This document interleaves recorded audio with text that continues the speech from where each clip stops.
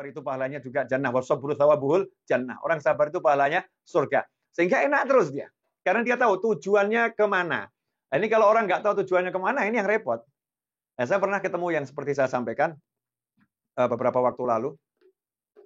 Saya pernah ketemu di majelis saya setelah selesai pengajian, lampu udah saya padamkan, kemudian saya bersih-bersih. Ini beberapa tahun silam ya. Ada satu orang tiba-tiba masuk gitu, cari mana Ustadz Novel, mana Ustadz Novel, Habib Novel mana. Kemudian saya lihat siapa orang ini. Ternyata dia lagi mabuk. Ya lagi mabuk. Terus saya bilang, saya Ustadz Novel, saya Habib Novel. Dipeluk saya. Begitu peluk itu Masya Allah. Ada aroma yang sangat khas ya. Aroma minuman keras. Breng. Kemudian nangis. Ingat loh, ini cowok ya, cowok, bukan cewek, cowok. Makanya pelukannya saya terima, ini cowok. Ya, teman-teman jangan serius-serius, tegang semua nih wajahnya nih. Ya emang foto, masa nggak tegang? Ini kan banyak pasang foto ini. Ya, coba senyum dulu. Subhanallah, dipeluk saya. Pelukan hangat, emang orang lagi habis minum khamr ya, hangat badannya nih. Hangat, aromanya mak breng. Ustaz, nangis dia. Saya ini malas hidup Ustaz. Saya nggak sanggup hidup lagi. Saya nggak sanggup hidup, saya takut hidup. Saya takut hidup. Tapi saya juga takut mati. Wah, ini solusinya apa nih? Hidup takut, mati takut. Gitu. Terus saya nasihatin, jangan takut hidup. Minta tolong sama Allah. Allah Maha Menolong, Allah Maha Pengasih, Allah Maha Penyayang. Kalau kita ini tobat, minta ampun, ya Allah ampuni. Ya, Allah akan menghapuskan semua dosa. Saya kira itu, karena dia banyak dosa itu, kemudian dia takut mati gitu ya. Tapi ternyata itu bukan itu. Orang ini kemudian berkata kepada saya, Habib, saya ini takut hidup tuh karena satu hal Habib. Kenapa? Saya nanya, kenapa takut hidup? Saya takut hidup nambah dosa lagi Habib. Karena saya ini masih suka minum khamar, suka maksiat.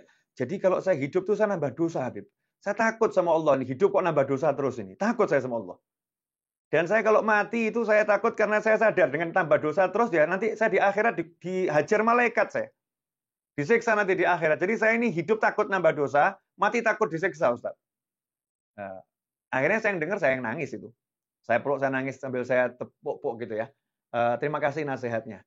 Sebetulnya tadi yang datang pengajian mungkin semuanya mabuk, cuman kamu yang nggak mabuk, kamu yang sadar.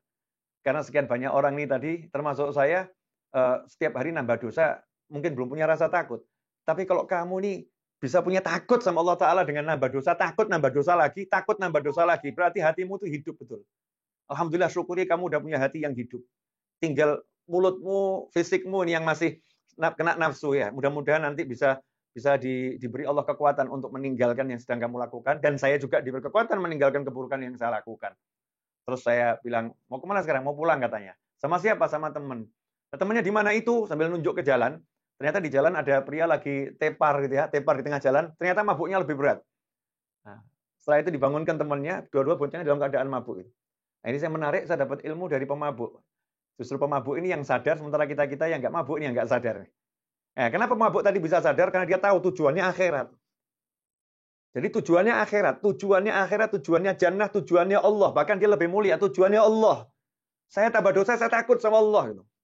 Saya takut sama Allah, nambah dosa ini saya takut sama Allah. Tapi saya nggak bisa meninggalkan dosa, saya kena dosa terus nih, saya semakin takut sama Allah. Nah kita ini sholat nggak takut sama Allah, zikir nggak takut sama Allah.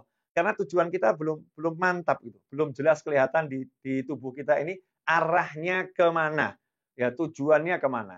Nah kalau kita sudah yakin, sudah sadar tujuannya akhirat, maka setiap hari ya kita mulai mengarahkan diri kita ke akhirat. Semua, matanya diajak baca Al-Quran, telinganya diajak dengar kalimat-kalimat yang bagus, mulutnya tidak mengucapkan yang nggak baik. Jadi awal dengan meninggalkan hal-hal yang buruk di mulutnya, nggak mau gunjing orang, nggak mau nyela orang, nggak mau membuka aib orang. Ya, kemudian mulai mulutnya diajak baca zikir, mulutnya diajak baca Al-Quran, tangannya diajak untuk nolong orang, tangannya diajak untuk memberi, ya berderma, tangannya diajak untuk kalau di medsos, ya di medsos tangannya ngetek yang bagus-bagus ya. Nggak komentar negatif, nggak hina-hina orang, nggak jadi netizen yang buruk, kita jadi netizen yang baik ya. Karena buat netizen itu, kita sebagai netizen, itu ada pesan Nabi SAW. Man kana yu'minu billahi wal yawmil akhir falyaqul khairan aw liyasmut. Siapa yang beriman kepada Allah dan hari akhir, dia hendaknya berkata yang baik, kalau tidak, diam saja. Jadi kalau bisa komentar bagus yang nggak melanggar syariat, komentari. Tapi kalau komentarnya buruk, nggak usah komentar kita. Ya nggak usah komentarin orang dengan hal-hal yang negatif. Naudzubillah min dzalik. Nah, kemudian selain tangannya diajak kebajikan kakinya ini. Diajak silaturahim, ya ke rumahnya paman, ke rumahnya bibi. Ini namanya udah betul niatnya ke akhirat. Kakinya ini diajak ke tempat majelis ilmu, majelisnya orang-orang yang lagi tadarus Al-Qur'an, majelisnya orang lagi bahas kitab-kitabnya orang soleh, majelisnya orang membicarakan halal dan haram, mana yang halal, mana yang haram.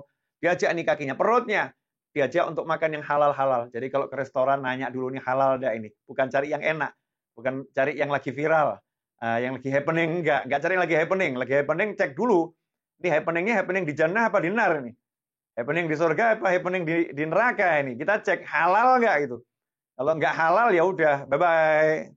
Ya walaupun kamu enak menggiurkan haram tapi kamu enggak jelas ini. Syubhat ya tinggalkan. Kenapa? Tujuan saya jannah. Ini perut saya kalau kemasukan yang haram nanti akhirnya jadi darahnya akan ngajak kepada yang haram. Naudzubillah min dzalik. Jadi semua fasilitas yang Allah berikan di tubuh kita ini kita pelan-pelan kita ajak ke surganya Allah Ta'ala. Hati dibuat gak benci sama siapapun. Apalagi ini di bulan Sya'ban dan kita mau masuk Ramadan. Orang yang di bulan Ramadan masih ada kebencian pada muslim yang lain tidak akan diterima puasanya. Ya, dan tidak akan dapatkan ampunannya Allah. Yang ampunan Allah itu betul-betul diobral di bulan suci Ramadan. Dia gak akan dapat ampunan itu kalau hatinya ada kebencian kepada muslim yang lain. Ikhwani rahimakumullah. Kebencian pada muslim biasa aja nggak boleh, apalagi pada muslim-muslim yang punya hubungan kekerabatan, apalagi pada orang tua, naudzubillah min dzalik, apalagi kepada guru-guru ya, guru-guru kita yang mengajarkan kebaikan. Kalau ada kebencian pada muslim yang lain, tidak akan diterima ibadahnya selama bulan suci Ramadan, tidak akan dapat ampunan dari Allah Ta'ala. Allah nggak membutuhkan ibadah kita. Allah nggak butuh. Jadi kita disuruh ibadah tapi dengan hati yang bersih. Hati nggak benci siapapun. Kan enak sebetulnya ya. Orang yang punya benci sama orang lain itu kan nggak enak loh. Nggak enak loh. Ya, ingat namanya hati yang nggak enak. Lihat potret, ini Allah gitu ya. Masuk satu mall, begitu mau duduk di tempat makan, lu kok ada dia? Nggak enak, pindah tempat makan yang lain. Terpaksa makan yang nggak enak itu. Padahal ada tempat makan yang kita sukai, gara-gara ada satu orang, kita lari gitu, meninggalkan tempat tersebut. Gara-gara hati ada benci, nggak suka sama orang, rugi kita. Ya, belum lagi kalau sampai mangkol, sampai pegel, sampai dongkol. Akhirnya merusak jantung. Nah, kemudian kena serangan jantung. Terus meningkat penyakit yang lain. Naudzubillah min dzalik. Karena apa? Ada rasa benci dalam hati. Ikhwani rahimakumullah.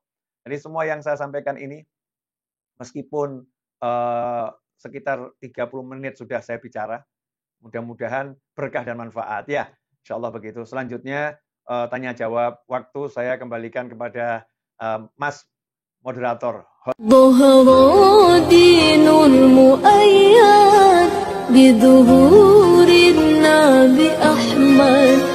Ya hana Nabi Muhammad,